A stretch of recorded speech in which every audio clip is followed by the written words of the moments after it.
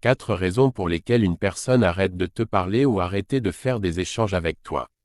Bonjour mes chers abonnés. Pour ceux qui ne me connaissent pas, je m'appelle El Moshko, et je viens dans cette vidéo pour vous donner 4 raisons ultimes pour lesquelles une personne, que ça soit garçon ou fille, arrête de subitement de mener les conversations avec toi. Mais avant de commencer la vidéo, je vous invite à vous abonner à la chaîne, et à aimer la vidéo pour m'encourager. Tout d'abord, je vais bien vous expliquer le thématique. Peut-être une fois dans votre vie, vous avez eu à rencontrer un homme ou une fille. Vous vous échangez bien les messages et appels. Même tard la nuit, votre conversation devient de plus en plus intéressante. Et tu te dis que voilà, cette relation pourra porter ses fruits.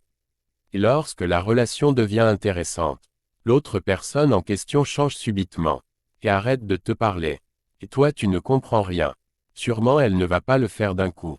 Mais tu remarqueras que plus elle se désintéressait, et ne t'écrit plus qu'avant, ou ignore même certains de tes appels.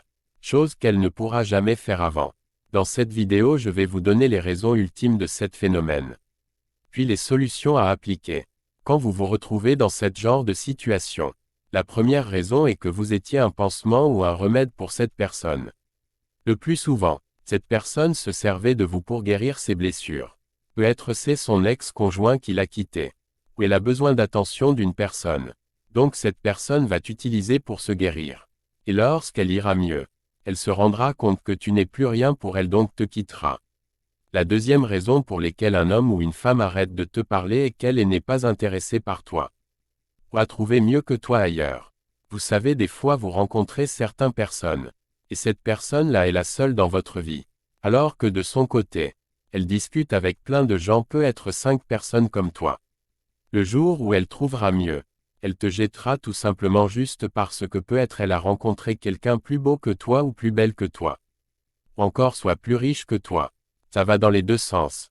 Du côté homme, que du côté femme. La troisième raison est que peut-être cette personne s'est remise avec son ex-conjoint ou conjointe. La quatrième raison est soit la personne n'est plus intéressée par toi. Peut-être elle était au départ. Mais les plus, dans ces cas où la faute ne vient pas de toi. Bien sûr tu vas poser plein de questions pour savoir si c'est toi qui n'es pas beau ou belle. Si tu as une mauvaise haleine. Ou si tu l'as blessé ou pas. Mes chers abonnés, la meilleure chose à faire est d'arrêter de le parler aussi. Et surtout ne la demandez pas pourquoi elle a changé. Car si tu le fais, elle trouvera que sans elle, tu ne peux pas vivre. Ou tu es sans valeur. La meilleure des choses est de se concentrer sur toi.